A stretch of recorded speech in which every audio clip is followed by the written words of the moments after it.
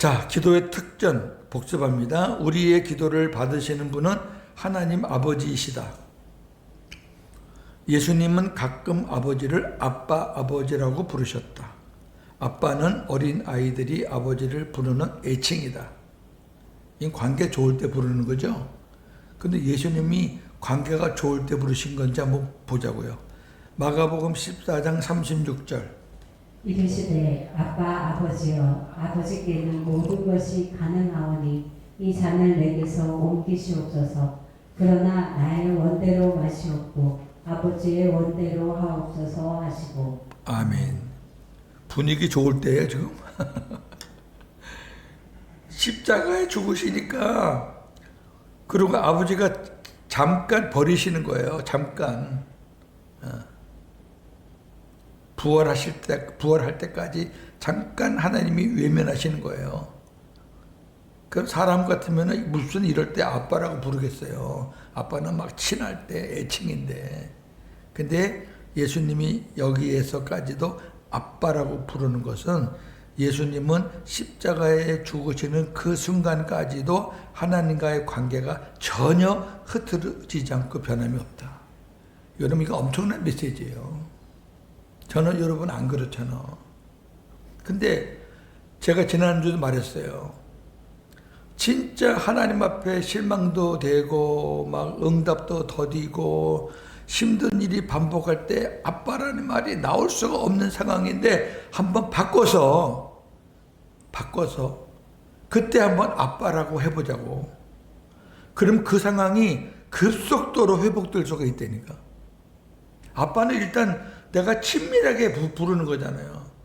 힘들고 어려워도 아버지는 나의 아빠입니다. 내가 먼저 가까이 가면 하나님께서 반드시 역사하신다고. 그 비밀을 몰랐죠. 이거 배웠으니까 이제 해야지. 저는 합니다. 목사가 가르치고 안 하면 되겠어요. 그 다음에 하나님은 예수 안에 우리에게도 아빠, 아버지께 기도할 수 있는 특권을 주셨다. 우리 양자니까. 예수님은 독생자, 우리는 양자. 양자도 아들이에요. 입양했으니까. 하나님의 호적에 생명체에 우리가 입양했다고요. 그러니까 아빠, 아버지라고 부를 수 있고 하나님이 그걸 기쁘게 여기셔요. 로마서 8장 15절. 너희는 다시 무서워하는 종의 영을 받지 아니하고 양자의 영을 받았으므로 우리가 아빠, 아버지라고 부르짖느니라. 갈라디아 4장 6절.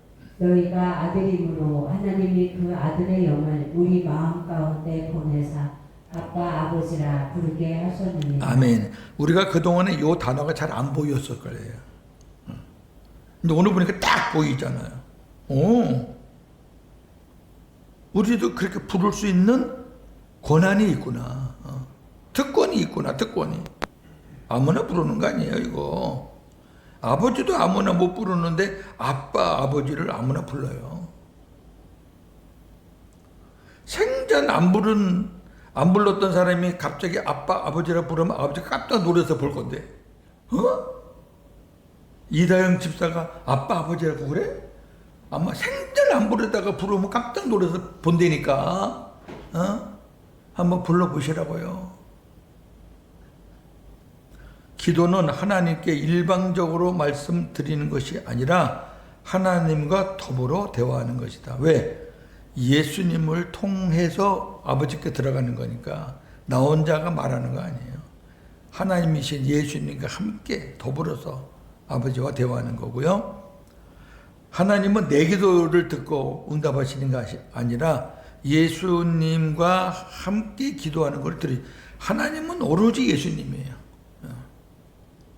예수님 없는 저와 여러분은 없어요. 하나님 앞에서. 하나님 아버지가 저와 여러분들을 입양시킨 것도 우리 안에 하나님의 독생자가 계시니까 입양시킨 거라니까. 아들이 아니면 아무것도 아니에요. 우리는. 길에서 죽어도 고기값도 안 나와요. 하나님은 특별한 경우를 제외하고는 우리가 기도하면 언제나 응답하신다. 그렇다고 우리가 기도하는 대로 응답하시는 것은 아니다. 우리가 기도할 때 하나님께서 응답하시는 유형은 다음과 같다. 즉시 응답하시기도 하고, 이거는 내가 하는 기도가 하나님 마음에 딱 맞을 때는 뭐 기다릴 필요가 없죠. 아버지가 어이쿠 네가 내 뜻을 알았구나, 바로 응답 주죠. 근데 이런 일들이 별로 없어요. 별로. 어쩌다 안 된다가 훨씬 많죠. 거절. 안 된다. 이래서 안 되고 저래서 안 되고. 안 되는 이유는 지난 시간에 여러 가지 예를 제가 들어드렸어요. 그 다음에 지금은 안 되지만 나중에 내가 응답해 줄게. 지연. 우리가 믿음이 어리고 하나님의 응답을 받을 수 있는 수준이 안 될 때는 네가 조금 성숙할 때 내가 줄게. 어린 아이가 칼을 달라고 그랬을 때 네가 칼을 자유자재로 사용할 수 있을 때 줄게. 그런 식으로. 우리가 구하는 것과 달리 우리는 오른쪽에 있는 것이 필요해서 막 구했는데 하나님이 사랑하는 종아, 지금은 너에게 필요한 게 오른쪽 게 아니라 왼쪽 건데 내가 왼쪽 거 먼저 줄게. 이렇게 주시는 경우도 적지 않습니다. 우리가 구한 것보다 더 좋은 것으로, 우리는 믿음이 약해서 이것만 주세요 그런데 하나님께서 그보다 훨씬 더 많은 것으로, 좋은 것으로 주실 때도 있다. 결국은 하나님이 우리의 기도에 응답하지 않으시는 경우는 없다. 우리는 안 된다를 응답 안 하신 걸로 아는데 아니에요. 응답 안 하시는 게 아니라 우리의 기도가 잘못됐기 때문에 하나님이 침묵하시는 거죠. 그것도 응답이에요. 침묵도 응답입니다. 네 번째, 예수님의 이름으로 기도하라는 것은 예수님의 마음으로 기도하라는 것이다. 본문 읽으시고요. 예수의 마음이란 겸손하고 아버지의 뜻이라면 순종하는 마음이다. 우리가 예수님 마음을 품자, 그 말은 예수님처럼 겸손하고 아버지 뜻에 순종하는 마음이 예수님의 마음이다. 넘기시고, 하나님은 항상 자녀들에게 성령을 통해 가장 좋은 것을 주시고자 하는 마음을 갖고 계신다. 마태복음에서는 구하는 자에게 아버지가 좋은 것으로 준다. 누가복음에서는 아버지가 구하는 자에게 성령을 주신다. 이걸 종합하면 좋은 것을 주시는데 성령을 통해서 주신다. 그런 말씀이고요. 그냥 주시는 게 아니에요. 다 주님을 통해서, 성령을 통해서 그렇게 하나님 주시는 거예요. 일곱 번째, 예수님은 염려하는 제자들에게 이렇게 말씀하셨다. 뭐 어떻게 말씀하셨냐면, 하늘에 나는 새, 들에 피는 꽃, 그걸 쭉 말씀하고 나서 너희 하늘 아버지가 그런 것들도 기르고 키우시는데 하물며 너희들이 이것들보다 귀하지 아니하냐. 왜 그렇게 염려가 많냐. 이런 기도만 한다 그러면은 그 이방인들이 하는 기도와 똑같다. 여러분 보세요. 예수 안 믿는 사람도 다 자기들의 소원이 있어요. 무당을 찾아가든 점쟁이를 찾아가든 뭐 어디 가서 사주팔자를 보든 아니면 절간에 가든 뭐 나무에다가 냉수 떠놓고 하든 어떻든 다 자기들 소원이 있다고. 그 소원이 뭐냐? 무엇을 먹을까? 무엇을 마실까? 무엇을 입을까? 그 소원이에요. 다. 그럼 우리가 똑같이 그렇게 구한다 그러면은, 아니 우리는 대상이 하나님인데 걔네들은 대상이 돌덩어리고 우상이고 뭐 해와 달을 보고 하는데 그들하고 우리하고 기도하는 그 스타일이 똑같다 그러면 그럼 하나님이 뭐가 되냐 그 말이에요. 제발 그런 거 가지고 금식하고 뭐 그런 거 가지고 난리치지 말라는 거예요. 그의 의와 그의 나라와 의를 구하면 나머지는 내가 보너스로 다 줄게. 여덟 번째, 하나님께서 공급하신다고 약속하신 것은 우리가 필요로 하는 것들이지 우리가 욕심내는 것이 아니다. 주기도문에 일용할 양식이 그 의미이다. 주기도문 속에 있는 양식이 육의 양식만을 의미한다고 생각한다면 우리에게 일용할 양식을 주옵시고, 그게 육의 양식을 달라는 의미로만 생각한다면 주님의 마음을 너무 모르는 것이라고 생각합니다. 왜냐하면 성도들이 먹을 것, 마실 것, 입을 것에 대해 기도하는 것은 이방인들이 구하는 것이라는 예수님의 말씀과 상충되기 때문이에요. 자, 마태복음 6장 31절에서 33절. 그러므로 염려하여 이르기를 무엇을 먹을까, 무엇을 마실까, 무엇을 입을까 하지 말라. 이는 다 이방인들이 구하는 것이라. 너희 하늘 아버지께서 이 모든 것이 너희에게 있어야 할 줄을 아시느니라. 그런즉 너희는 먼저 그의 나라와 그의 의를 구하라. 그리하면 이 모든 것을 너희에게 더하시리라. 아멘. 분명해요, 하나님의 메시지는. 그런 것들을 전혀 구하지 말라는 아니에요. 우리도 사람이니까. 근데 그런 것만을 구하지 말라 그거예요. 이방인하고 뭐가 차등이 있을 때가 아니냐. 저들은 오늘 아침에 먹을 빵을 구한다면 너는 오늘 하루에 필요한 영의 양식을 좀 구해라. 영의 양식을 구하려면 네가 말씀 앞에 앉아야지.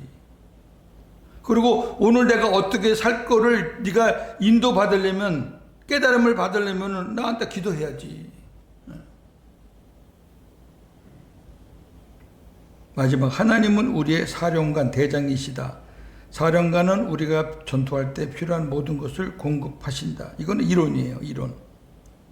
하나님은 주시는 분이고 우리는 받는 자이다. 죽었다 깨나도 그래요. 단 하나님은 우리가 기도할 때 주신다. 기도 안 하면 안 줘요. 하나님이 출애굽하는 이스라엘을 향해서 그 전에 이런 말씀을 하셨죠. 내가 이스라엘을 애굽에서 탈출시키는 것은 내가 약속한 것이기 때문에 반드시 행한다. 고국으로 돌아가서 예전의 에덴 동산과 같이 내가 가나안에 복을 줄 것이다. 그래서 다윗의 시대, 솔로몬의 시대가 임한 거예요. 그 다음에 끝에 뭐라 그러냐면, 단 그럼에도 불구하고 내가 해주겠다고 약속했지만 그럼에도 불구하고 나에게 기도해야 할지라 그랬거든요. 이게 굉장히 중요한 거예요.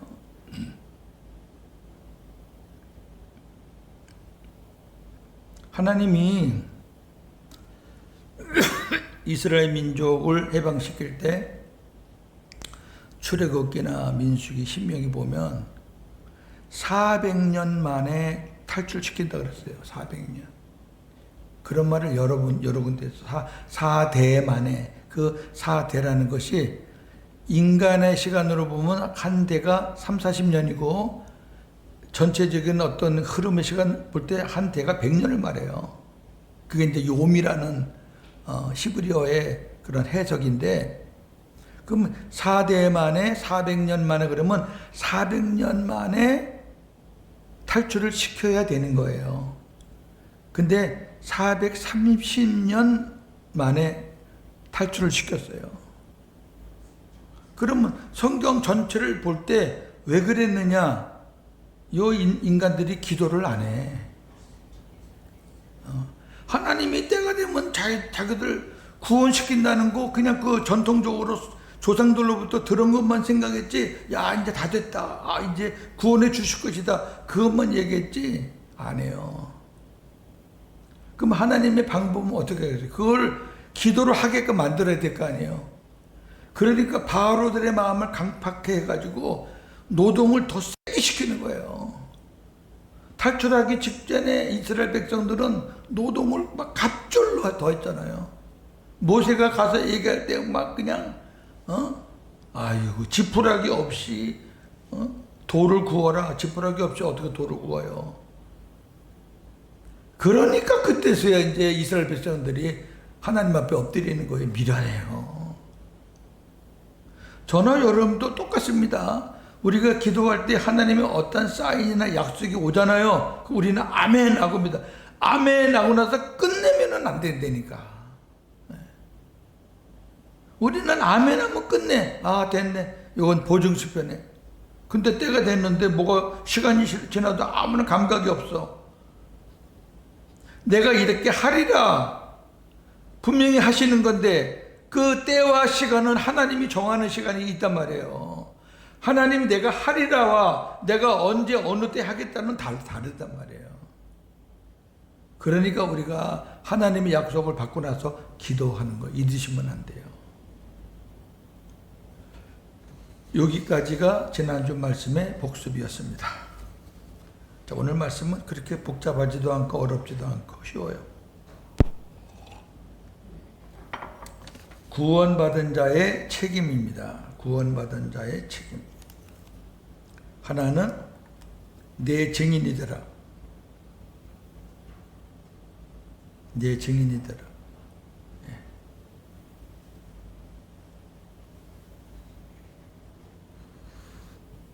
자, 예수님께서 종의 삶을 왕이신데 하나님이신데 왕관을 버리시고 보좌의 그 하나님의 자리를 비우고 이 땅에 내려오셔서 인간으로 오셨어요. 그리고 십자가 지셨어요. 부활하셨어요. 승천하셨어요. 여기까지가 오순절 강림 오기 전까지의 사건이에요. 십자가와 부활. 그래서 십자가와 부활을 사도행전에서는 생명같이 지켰죠. 여기 다예요. 그 다음에 이제 바울 시대로 넘어가면 이제 오순절 때 그리스도로 임하신 그 주님을 내 마음에 영접하라는 문제는 사도행전에서는 거의 찾아보기 어렵습니다. 그때는 그 복음이 너무 빨라. 부활하신 예수님만 일단 믿으면 일단 복음의 기반은 되니까. 그러고 나서 이제 바울이 그거를 정착을 시켜주는 거예요. 사복음서는 아예 없고 약속만 있고. 그래서 보니까 여기가 예루살렘이죠. 유럽이에요. 여기. 예루살렘, 북쪽이 사마리아, 조금 벗어나면 이제 가이사랴. 쭉 여기 다 바울이 복음 전한 곳이에요. 거의 뭐 여기 아시아 지역이고 여기 유럽 지역인데 거의 여기 다 했어요. 거의. 아테네, 그리스, 고린도, 헬라, 그 다음에 로마까지. 여기가 땅끝인가? 아니죠. 땅끝은 거기가 아닙니다. 자, 보겠습니다. 그림 28. 너희는 내 증인이 되리라. 사도행전 1장 8절인데 예수님은 승천하시기 바로 직전에 그의 제자들에게 말씀하시기를 사도행전 1장 8절 시작.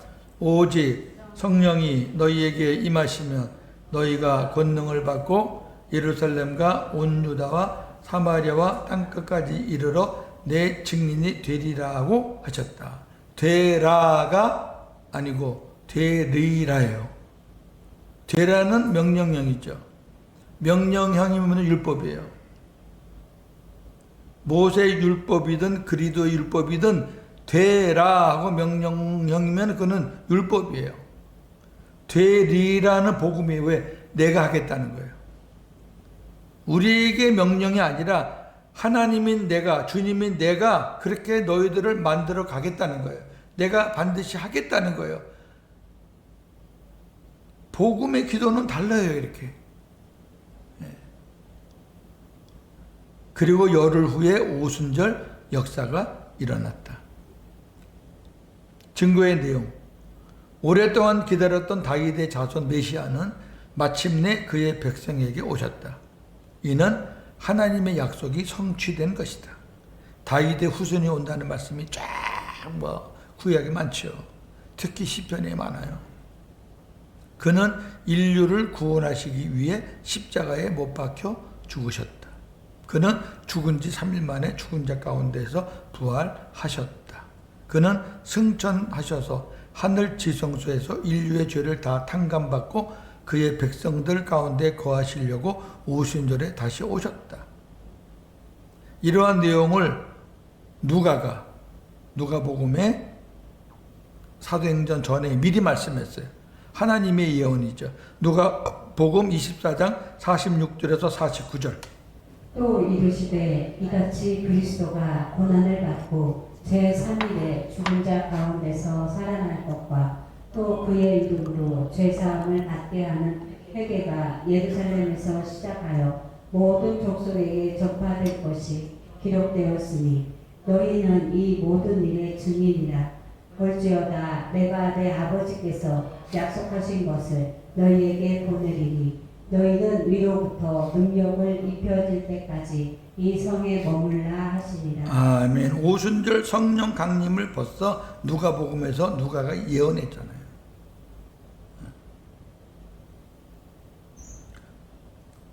그 다음에 오늘 이 그림의 아래 부분 증거의 확장입니다. 어디까지 가야 되느냐? 예루살렘부터 땅끝까지. 자, 사도행전 전체를 보니까 이렇게 되어 있네요.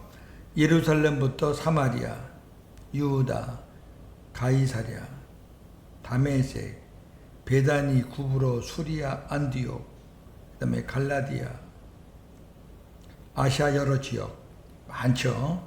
그 다음에 마게도냐, 아가야, 그 다음에 로마까지만 나와요.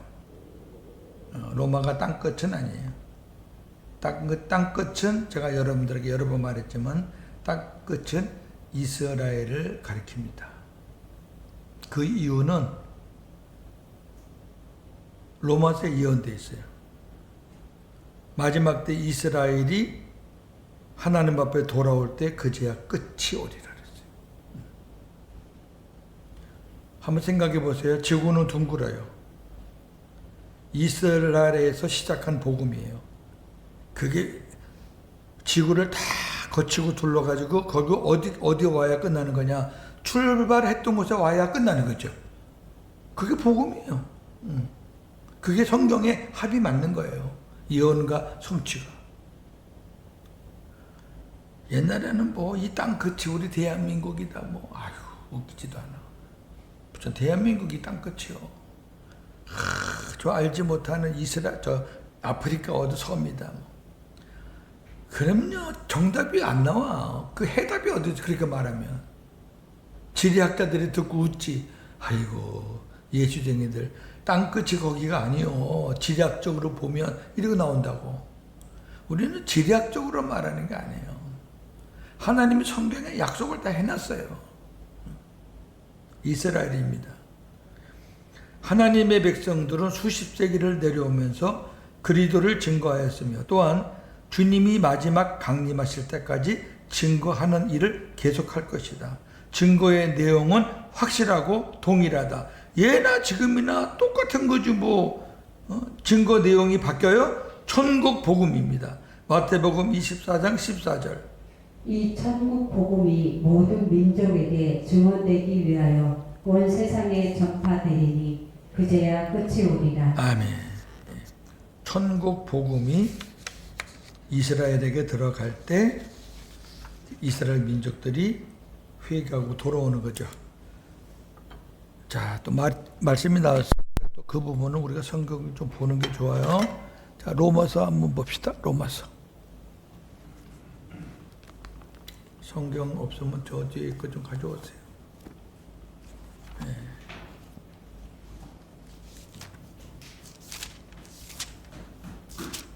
로마서 11장.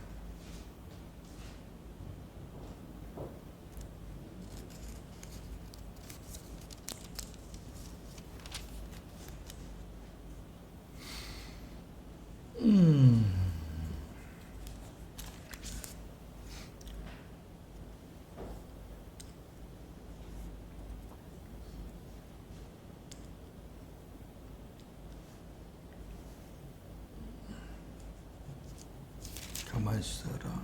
이 로마서 11장이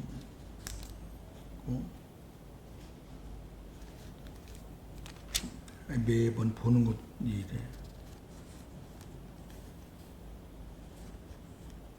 우선 1절 보세요. 그러므로 내가 말하노니 하나님이 자기 백성을 버리셨느냐? 그럴 수 없느니라. 안 버려요.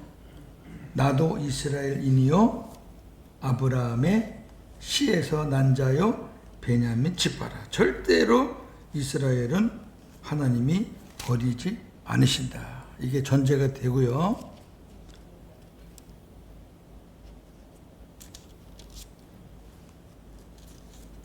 그 다음에 25절부터 이제 창세가 나와 있네요. 형제들아, 너희가 스스로 지혜 있다 하면서 이 신비는 하나님의 비밀이에요. 신의 비밀이라고. 하나님의 비밀을 너희가 모르기를 내가 원치 않는다. 이거는 너희가 꼭 알아야 된다 그 말이에요. 알아야 된다. 이게 부정으로 강조하는 거예요. 이 신비는 이방인의 충만한 수가 들어오기까지 이스라엘의 더러운 우둔하게 된 것이라. 그러니까 하나님이 이스라엘의 일부분을 우둔하게 만들었어요. 예수를 안 받게 만들고 예수를 거부하게 만들고 예수를 배척하게 만들고 하나님이 하신 거예요. 왜? 이방인의 구원을 위해서. 하나님이 원하시는 이방인의 수가 있어요. 그 수가 찰 때까지 이스라엘은 결코 예수에게 안 돌아옵니다. 그 다음에 때가 되면 그리하여 온 이스라엘이 구원을 받으리라. 이거는 예언되어 있는 거예요. 어떻게 예언되어 있느냐? 구원자가 시온에서 오사 야곱에게서 경건하지 않은 것을 돌이키시겠고, 예수 그리스도께서 이스라엘에서 경건하지 않은 백성들을 다 회개케 하신다고 말이야. 내가 그들의 죄를 없이 할 때, 이스라엘 백성들의 죄를 왜 회개하고 돌아오니까 죄를 없이 할 때 그들에게 이루어질 내 언약이 바로 이것이다.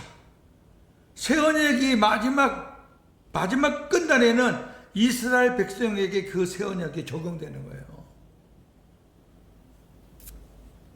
28절 복음으로 하면 그들이 너희로 말미암아 원수된 자요 택하심으로 하면 조상들로 말미암아 사랑을 입은 자라. 그 다음에 하나님의 은사와 부르심에는 하나님이 이스라엘 백성들을 선택하시고 하나님이 이스라엘 백성들에게 은혜를 주시고 하나님이 이스라엘 백성을 부르신 그 부르심에는 후회하심이 전혀 없다.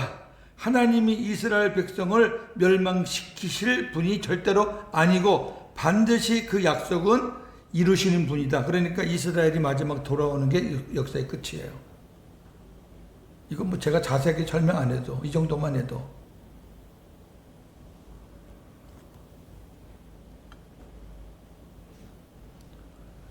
자, 그 다음에 그림 28, 제사장 나라입니다.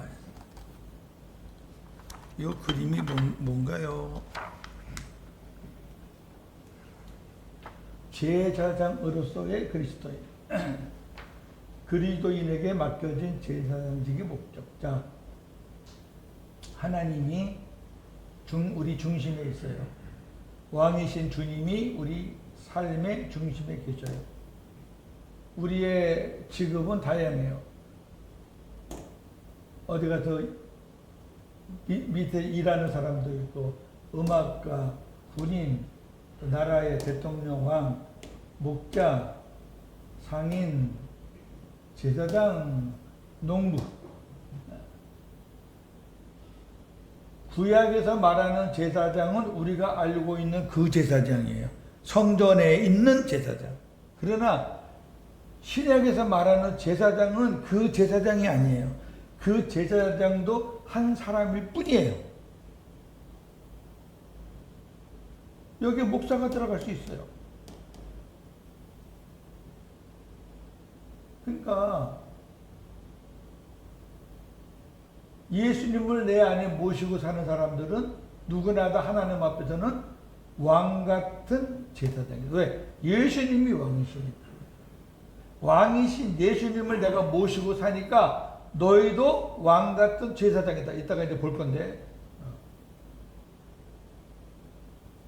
그러니까 우리가 구약을 볼 때는 막 옷 거룩하게 입은 그 제사장을 하나님 앞에 제사 드리는 그 제사장을 생각하지만 제사장의 업무는 뭐예요?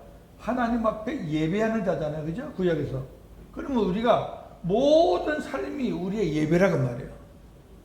꼭 교회 와서만 드리는 예배가 아니고 농사 짓다가도 우리가 어디 가서 일하다가도 예수를 활동하다가도 군인 나라 지키다가 어디 있어도 거기가 하나님을 예배하는 장소다고 말해요. 그러면 내가 제사장이지. 그게 신약의 개념이다. 여러분 이거 엄청난 거예요. 사실은 저와 여러분들은 이거 많이 배워서 이게 대수롭지 않지만 그렇지 않은 사람들은 이거 대단한 거예요. 자 볼까요? 하나님은 시내산에 모인 그의 백성들에게 세계가 다 내게 속하였나니 너희가 내 말을 잘 듣고 내 언약을 지키면 너희는 열국 중에서 내 소유가 되겠고 너희가 내게 대하여 제사장 나라가 되며 거룩한 백성이 되리라. 이거 약속했죠. 여기에 제사장 나라는 구약적인 개념의 제사장 나라예요. 그런데 이것이 이제 신약으로 바뀌어요. 그래서 제사장으로서의 그리스도인이에요. 그럼 복음 안에서의 제사장은 누구냐? 성스러운 일들을 수행하는 사람. 성스러운 일이 뭐냐? 거룩하신 하나님께서 나에게 맡겨주신 모든 일이 성스러운 일. 왜? 그 안에 왕이신 주님이 계시니까. 주님이 하시는 게 성스럽지 않은 게 뭐가 있어요? 청소하는 게 부끄러워요? 그렇게 생각하시면 안 돼요. 여기 앉아서 말씀을 가르치는 목사가 뭐 부러워요? 그렇게 생각하시면 안 돼요. 여기 보세요. 그 중에 하나예요. 동등해요. 직업은 귀천이 없어요. 동등해요. 목사가 목사 일을 제대로 못하고 청소하신 분이 청소 일을 열심히 하면은 하나님은 청소 열심히 하는 사람한테 관심이 있지. 어떠한 맡은 직책 보고 하나님이 인정하시는 거 아니에요. 그래서 복음 안에서의 제사장은 어떻게 살아야 되느냐? 이웃을 위해 하나님께로, 하나님을 위해 이웃에게로 가는 사람이에요. 중보자이신 그리스도의 마음을 품고 하나님을 섬기고 이웃을 섬기는 사람. 이런 사람이 제사장이다. 왜? 제사장이 중보자잖아요. 근데 제사장, 중보자의 실체가 예수님이잖아요. 그 예수님이 우리 안에 오셨잖아요. 그 주님의 마음으로 이제 제사장이 했던 것처럼 하나님을 섬기고 이웃을 섬기는 것을 우리가 감당하는 사람이 제사장적인 그리스도인이다. 그래서 베드로 사도는 그리스도인은 왕 같은 제사장들이다. 베드로전서 2장 9절. 그러나 너희는 택하신 족속이요 왕 같은 제사장들이요 거룩한 나라요 그의 소유가 된 백성이니 이는 너희를 어두운 데서 불러내어 그의 기이한 빛에 들어가게 하신 이의 아름다운 덕을 선포하게 하려 하심이라. 아멘. 왕 같은 제사장이에요. 하나님의 소유된 백성이에요. 하나님이 우리를 그렇게 하신 것은 아름다운 복음의 덕을 선포하라고. 아름다운 덕 주님의 말씀을 선포하라고. 그리스도인에게 맡겨준 제사장직의 목적이 있습니다. 첫째는 예수님의 생활을 본받아 많은 사람들을 그리스도에게로 인도해야 한다. 베드로전서 2장 21절.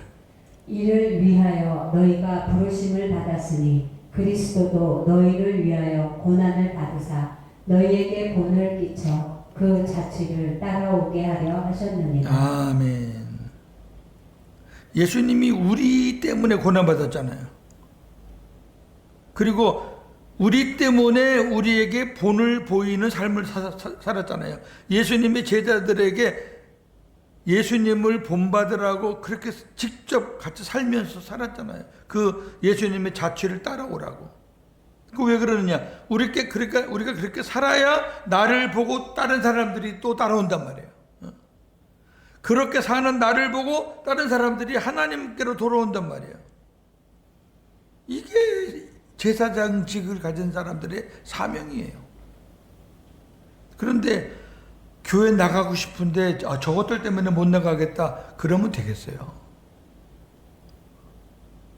적어도 그건 아니지. 미안해가지고 아유 내가 지금은 좀 그런데 내가 나중에 좀 시간 되고 그러면 내가 나갈게. 미안해. 적어도 그 정도는 괜찮아. 그래도 상대방은 어느 정도 인정하니까 미안하다는 말도 하는데 네가 나보고 교회 나오라고 그래. 너나 똑바로 믿어. 이러면 답이 없어요. 두 번째, 아까 그림인데 직업에는 빈부귀천이 없다.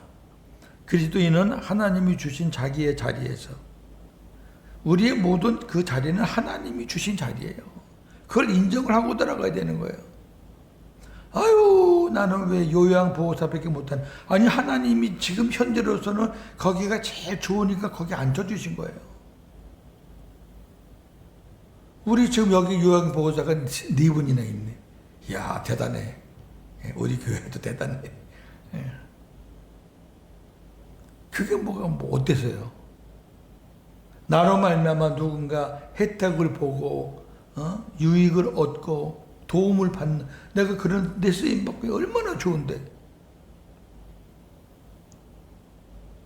예수님처럼 빛과 소금의 사명, 섬기는 삶을 감당해야 하는데 그 빛과 소금처럼 산다는 게 뭐냐? 마태복음 5장 13절에서 16절. 너희는 세상의 소금이니 소금이 만일 그 맛을 잃으면 무엇으로 짜게 하리요? 후에는 아무 쓸데없어 다만 밖에 버려져 사람에게 밟힐 뿐이니라. 너희는 세상의 빛이라. 산 위에 있는 동네가 숨겨지지 못할 것이요 사람이 등불을 켜서 말 아래에 두지 아니하고 등경 위에 두나니 이러므로 집안 모든 사람에게 비치느니라. 이같이 너희 빛이 사람 앞에 비치게 하여 그들로 너희 착한 행실을 보고 하늘에 계신 너희 아버지께 영광을 돌리게 하라. 아멘. 자, 빛의 소금 먼저 나왔네. 소금의 사명이 뭐예요? 맛을 잃지 않는 거예요. 하나님의 자녀 그리스도인의 맛을 잃지 않는 거예요. 그 맛을 잃으면 어떻게 되느냐? 사람들이 밖에 갖다 버려요. 사람들로부터 내가 조롱을 받거나 비토를 당한다는 것은 그 사람들에게 내가 뭔가 잘못한 거예요. 그 사람들을 욕할 거 하나도 없어요. 성경대로예요. 쓸데가 없어요. 소금이 맛을 잃으면 그 뭘 쓸데가 있어요. 그거는 쓰레기통이 아깝지. 그냥 버리는 거예요. 그 사람들이 그냥 밟고 지나다니는. 빛은 뭐가 생명이에요? 비춰야지요. 빛은 비춰야지. 어떤 사람이 불을 켜놓고 그 빛을 말 아래, 마루에 마루 아래 두면 그 빛이 비쳐요? 마루 아래 두면 그 빛이 어떻게 비치냐고. 등경, 호롱불이 있는데 그 등경, 등경 위에 놔야지 사람들에게 비출 거 아니에요. 예수 믿는 사람이 왜 숨어 살고 왜 입 다물고 살고 아무것도 안 하고 살고 그게 무슨 빛이냐고. 빛이 아니지 그거는. 사람들에게 보여주고 말하고 전하고 사랑을 베풀고 이렇게 해서 다른 사람들이 나를 보고 감동을 받아서 어떻게 해요? 하나님께 영광, 하나님께로 올 수 있는 그런 중간 역할을 하라고 하나님이, 예수님이 소금이 되라, 빛이 되라. 근데 정확히 말하면 소금이 되라가 아니에요. 이미 소금이 됐어요. 너희는 소금이니 그랬으니까. 빛이 되라가 아니에요. 너희는 이미 세상의 빛이니. 그 뭐예요? 소금의 사명을 잘해라, 빛의 사명을 잘해라 그거겠지. 자, 그 다음에요. 우리가 제일 좋아하는 거 나왔습니다. 그죠? 좋죠? 안 좋은 사람 있어요? 안 좋은 사람 얼굴 한번 찡그려 봐요. 아, 난 돈은 진짜 싫어. 자, 이 사람의 이름이 메일이고 이 사람의 이름이 마크예요. 이 실베스터가 이름을 붙였어요. 미국에서 제일 많이 쓰는 이름 중에 하나가 메리, 마크. 메리는 사과를 키우는 여인, 사과를 재배하는 여인이고, 마크는 공장에서 바퀴를 만드는 그런 공장의 직원이에요. 둘이 만나서 서로 섬기는 가운데 메리는 자기가 키운 열매 사과를 줬고, 마크는 자기가 만든 바퀴를 줬어요. 그럼 서로 이렇게 물물 교환, 마음의 교환이 되는 거예요. 이거를 크로스의 기대가 이렇게 바꿨어요. 그냥 사과 바퀴를 보지 마라. 주긴 주는데 내 마음에 섬김을 같이 줘라. 상대방이 내가 상대방을 섬긴다는 마음을 같이 받을 수 있도록 해라. 근데 메리는 마크가 주는 바퀴가 필요해요. 왜? 자기 차가 있으니까 차에 낄 수가 있잖아요. 근데 마크는 사과가 별로 필요치 않아요. 별로 사과를 안 좋아해. 그러면은 이 메리는 바퀴에 해당되는 값어치를 계산해서 마크에게 준다. 그래야지 물물 거래 상거래가 돼요. 한 사람만 받고 한 사람이 안 주고 서로 짝짝이가 되면 안 되잖아요. 서로 주고받는 게 있어야 되잖아요. 자, 이런 그림을 보면서 이렇게 정리를 했어요. 제가 간단하게 정리했어요. 뭐 여러 말들이 있었는데 별로 그렇게 그렇고, 자, 정확한 의미는 이거예요. 메리는 사과를 재배하고 있고 마크는 바퀴를 만들고 있다. 메어리는 마크에게 사과를 주고 있고 마크는 메리에게 바퀴를 주고 있다. 메리의 사과도 마크의 바퀴도 하나님의 것이다. 메리와 마크는 다 크리스찬들을 안에서 얘기하는 거니까 하나님이 주신 일터에서 하나님이 주신 재능으로 얻은 열매를 나누고 있다. 그렇죠? 한 사람에게는 사과나무를 잘 키울 수 있는, 한 사람에게는 기능공으로서 물건을 잘 제품을 만들 수 있는 그런 재능, 달란트를 준 거예요. 메리는 자신의 자동차에 필요한 바퀴를 받으려고 하는데 마크는 사과를 받지 않으려고 해요. 이들은 물물 교환이 이루어질 수 없으니 메리는 마크에게 바퀴 값으로 돈을 줘요. 이 크로스의 기자는 이렇게 설명합니다. 돈은 노력의 대가를 쌓아두었다가 교환할 수 있는 형식이다. 아주 참 좋은 말이에요. 내가 취하는 것만이 아니다. 누군가에게 주어야 될 일이 있을 때는 그렇게 누군가에게 줄 수 있는 것이다. 그렇게 말하고 있어요. 그럼 사용을 어떻게 해야 되느냐? 돈 그 자체는 생명이 없는 물건, 무생물이죠. 우리 주머니에 뭐 1,000원짜리, 10,000원짜리, 50,000원짜리 그거 다 물건이에요, 물건. 예를 들어서 무인도에 돈을 한 다발 갖고 들어갔어요. 무인도에는 나밖에 아무도 없어.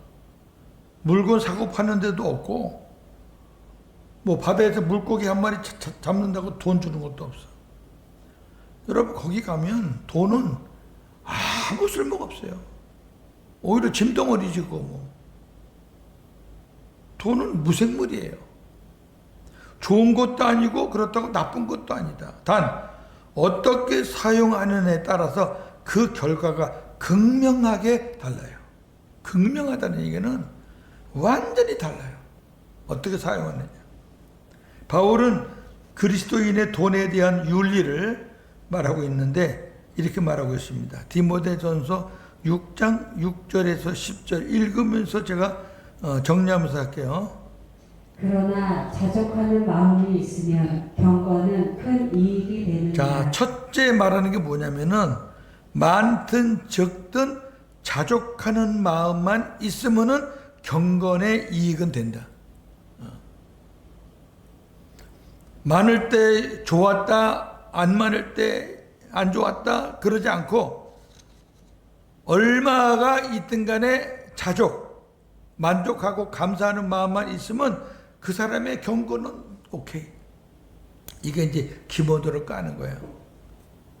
그 다음에 우리가 세상에 아무것도 가지고 온 것이 없음에 또한 아무것도 가지고 가지 못하리니 우리가 먹을 것과 입을 것이 있은즉 족한 줄로 알 것입니다. 네, 다 장례식 다 경험해 보셨겠지만 저희 모친도 가실 때 우리가 입관식 할 때 보니까 아무것도 없대요. 시신 두른 거 뭐 그거 하나밖에 없대요. 그리고 위에 덮는 천 하나. 옛날에는 뭐 그 애굽 왕 바로라든지 그런 왕들이 죽을 때 우리나라도 뭐 왕들이 죽을 때 거기 관 속에 뭐 많이 넣었죠. 그때는 그 왕 같은 사람들은 영생한다고 생각을 했어요. 그러니까 죽어서도 이거 갖고 누리라는 거지. 그럼 이제 절도범들이 밤에 와서 그거 다 파가는 거지 뭐. 우리나라의 유명한 그 왕들은 전부 다 금은 보석이 들어 있는데 금은 보석이 남아 있는 묘가 별로 없대요. 다 파간 거예요, 도굴. 뭐 몇 년 전이 몰라도 도굴이라는 영화를 한 번 했어요. 이야, 도시 한복판에서요. 그 땅을 파가지고 그 서울 변두리에 있는 그 무덤을 그 도굴해서 금은 보석을 빼내는데 기가 막히더라고. 그 다음에 우리가 올 때도 벌거벗고 왔고 혹시 이 땅에 오면서 무슨 1,000원짜리 하나 들고 다니면서 손을 꽉 잡고서 애기가 아 요놈 봐라 뭐 동전 하나 잡았나 보다. 동전이 있나요? 갈 때도 그렇고 올 때도 그렇고 빈손에 빈손입니다. 그 다음에 구하려 하는 자들은 시험과 올무와 여러 가지 어리석고 해로운 욕심에 떨어지나니 곧 사람으로 파멸과 멸망에 빠지게 하는 것이라. 자, 부하려 하는 자라는 건 뭐냐면은 부함을 목적으로 사는 사람들. 나는 잘 살아야 돼. 나는 쟤보다 더 나아야 돼. 난 기필코 큰 집을 하나 얻어야 돼. 뭐 이런. 그게 딱 꽂혀. 꽂히면 모든 삶이 그것이 목적이 돼서 사는 거예요. 뭐 남이 죽든 말든 뭐 내 새끼들이 어떻든 간에 나는 이걸 이루어야 돼. 그런 사람들에게 따라오는 것은 뭐냐면 시험과 올무와 파멸과 멸망이에요. 그래서 마지막에 바울이 이렇게 말합니다.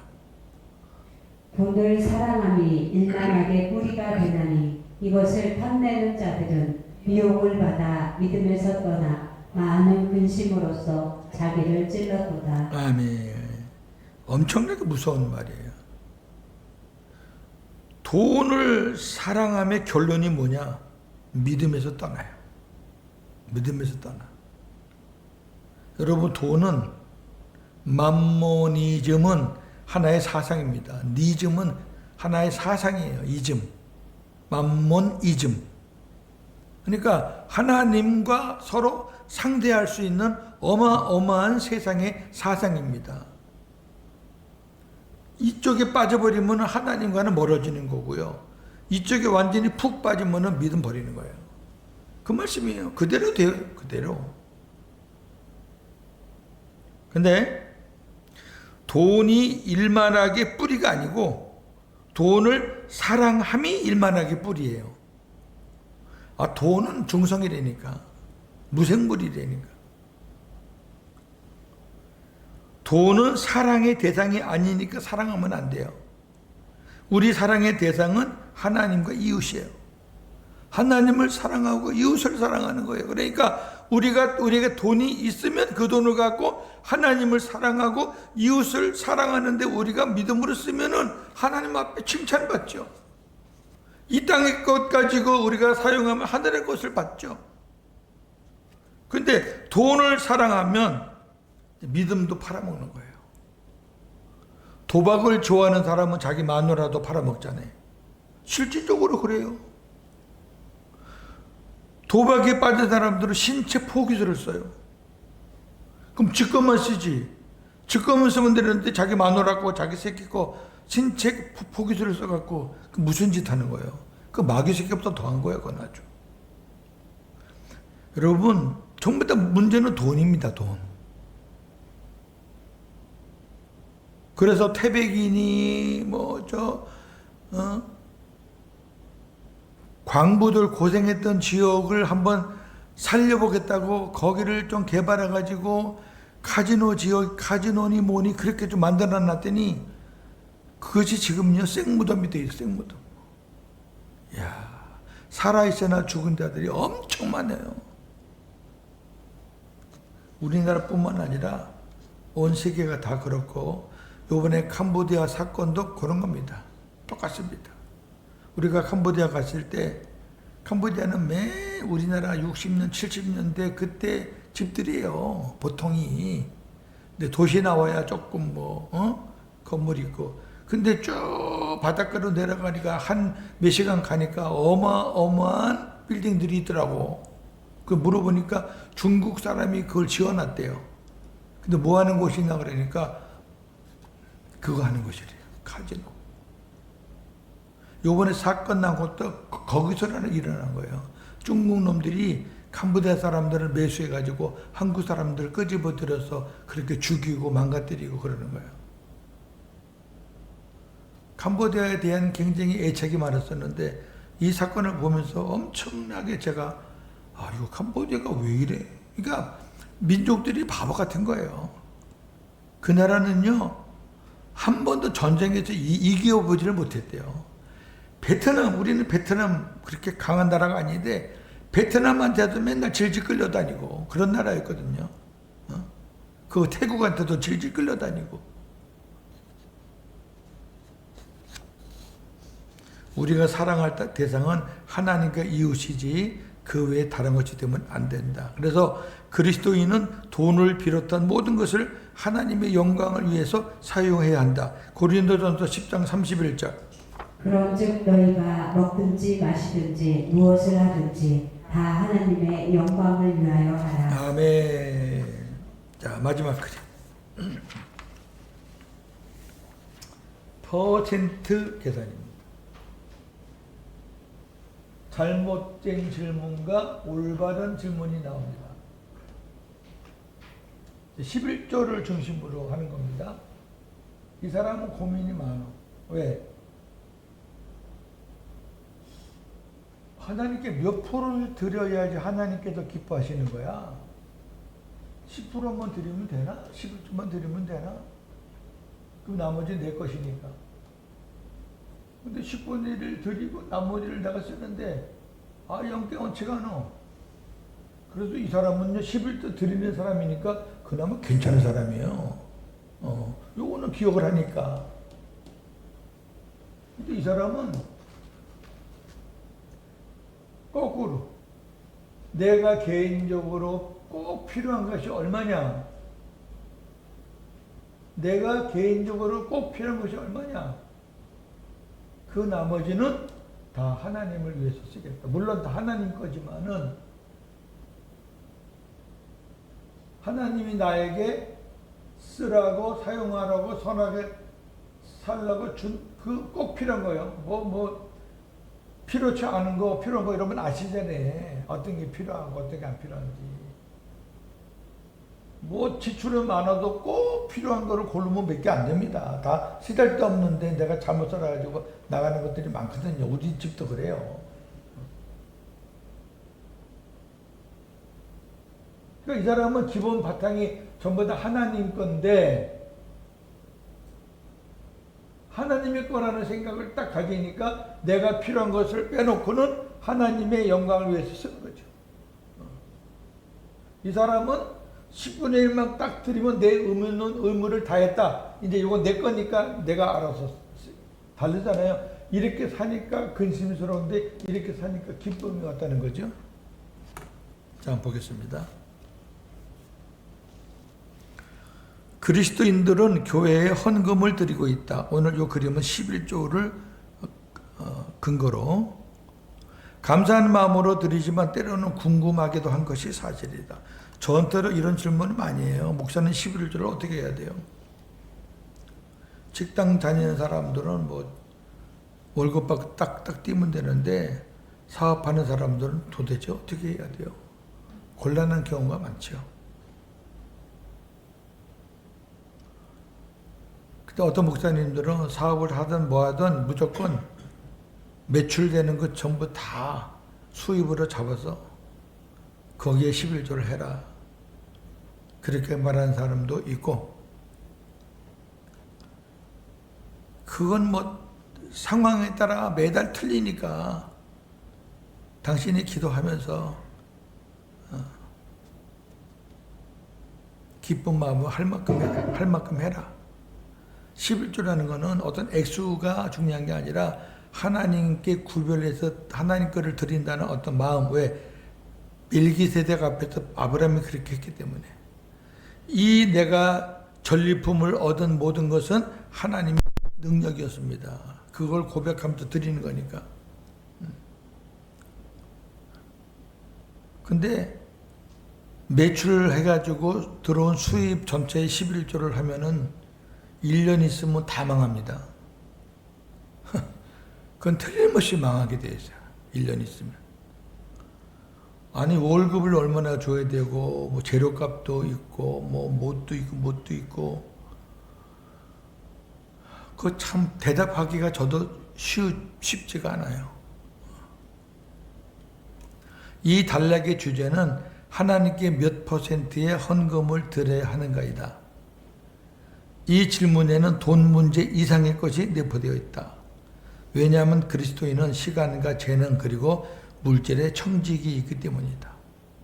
청직이라는 얘기는 하나님을 위해서 사용되어진다 그 말이에요. 시간도 하나님을 위해서, 재능도 하나님을 위해서, 물질도 하나님을 위해서 사용해야 하는 청직이란 말이에요. 주님이 마지막 때 와서 청지기들을 다 결산을 해요. 너 어떻게 살았니? 예. 잘못된 질문은 아까 그림 봤지만 이거예요. 헌금은 그리스도인의 의무인데 그렇다면 몇 프로를 하나님께 드려야 하는가? 이것이 정해져야 내가 사용할 몫이 있는 것 아닌가? 늘 이 싸움이죠. 근데 이 정도만 해도 괜찮은 싸움이라니까. 이 정도만 해도 이 사람은 11조라는 것을 아는 사람이니까 괜찮은 거예요. 괜찮은 거를 이 크루세이 저자는 안 괜찮다고 보는 거예요, 지금. 안 괜찮다.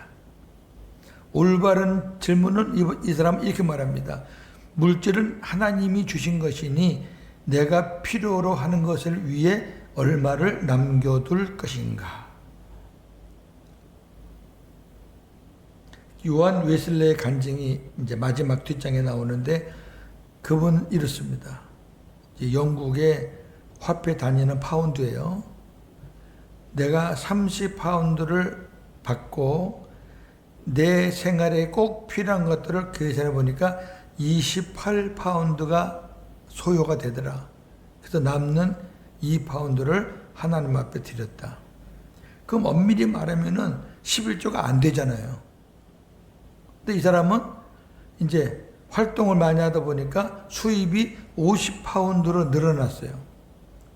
50파운드로 늘어났지만은 내가 써야 되는 필요한 돈은 동일하게 28파운드니까 하나님 앞에 나는 22파운드를 드릴 수 있었다. 실제 자기 책에 있는 거예요. 이제 이름도 나고 소문이 나니까 더 활동이 많아졌어요. 어느 순간에 100파운드가 수입이 들어오는 거예요. 그때도 뭐 특별하게 내 생활에 크게 전환점이 없었기 때문에 동일하게 28파운드면은 나는 그저 살아가는데 불편함이 없다. 그러니까 72파운드가 남는 거예요. 72파운드를 하나님과 이웃을 위해서 헌금을 드리는 거. 요한 웨슬레는 이렇게 살았다는 거예요. 저는 여러분은 꿈도 못 꾸는 일입니다. 이렇게 하라는 게 아니고 그러한 정신으로 살았다. 제가 이걸 전하면서도 참 걱정이 되는 게 네가 필요로 하는 돈이 얼마냐 물어보면 받는 것보다 더 많을 것 같아. 고윤재 목사 너 300만 원 받지? 그래. 너 한 달에 네가 꼭 필요한 거 얼마야? 한번 계산해봐. 그래갖고 200이면 100만 원 드리고 150이면 150만 원 드리고 그런데 내가 이거 뭐 해보니까 하나는 한 280 되는데요. 그럼 20만 드리면 됩니까? 어떤 때는 300이 넘어요, 하나님. 웨슬레가 이렇게 살았다는 거예요. 여러분들은 알아서 지혜롭게 적용을 하면서 사세요. 문제는 뭐냐면은 내가 얼마를 드리는 것보다 구분하는 것이 우선이다. 이걸 보는 거예요. 구분하는 것이 우선이다. 이렇게만 살면 얼마나 멋있을까. 하나님은 분명한 원칙이 있습니다. 헌금보다 먼저 나 자신을 드려야 한다.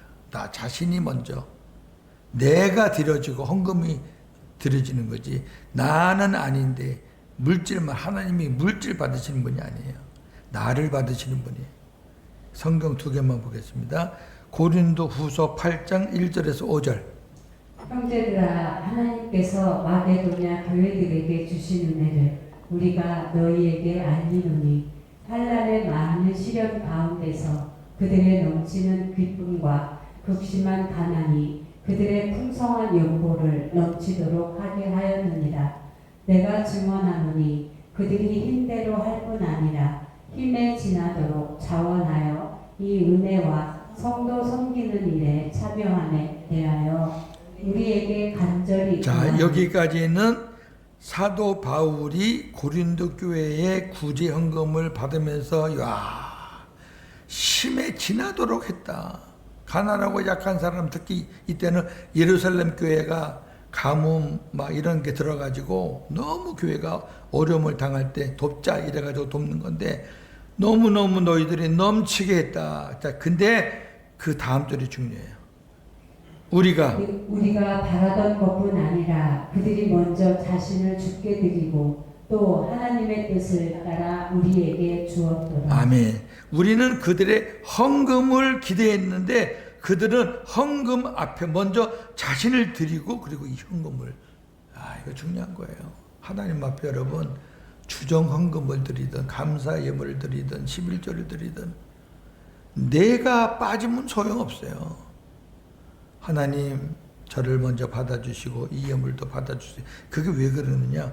창세기 4장 4절 5절에 아벨과 가인의 예배를 보면 알아요. 시작. 아벨은 자기도 양의 새끼와 그 기름으로 드렸더니 여호와께서 아벨과 그의 제물은 받으셨으나 가인과 그의 제물은 받지 아니하신지라. 아멘. 아벨을 받으니까 제물도 받는 거고 가인을 안 받으시니까 제물도 안 받는 거예요. 중요한 거예요. 자, 시간 전에 오래간만에 끝났다, 그죠? 한 주간도 복음으로 승리하시는 저와 여러분 되기를 주님의 이름으로 축복합니다. 할렐루야.